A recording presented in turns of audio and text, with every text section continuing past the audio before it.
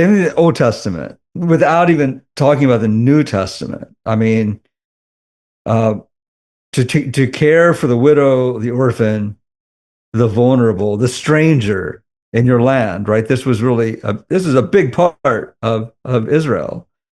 So the tendency is when we talk about that we need to have not a a thin vision of living, kind of a moralistic secular vision of living where we co-opt religious language and imagery, but really deeply live theologically in the life of the church.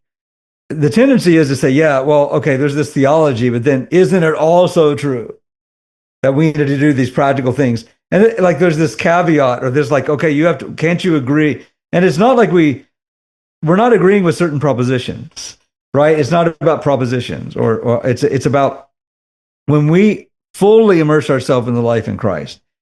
That is a holistic life. So that everything we do, everything is about doing that which is loving God and loving our neighbor. Everything is for our own healing and sanctification, and the healing and sanctification of others.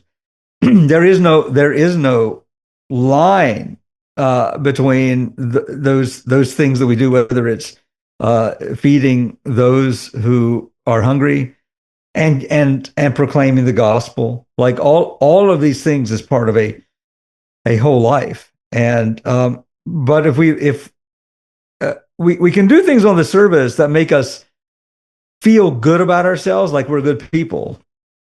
And what we need to do is really put our lives in the experience of the one who is good to really make us good, so that we naturally express love to everybody. And we also have then there is no contradiction between truth and between love. Right? When we live thinly, we will talk about loving people. When it comes to truth, people get very uncomfortable. And there is no line between love and truth.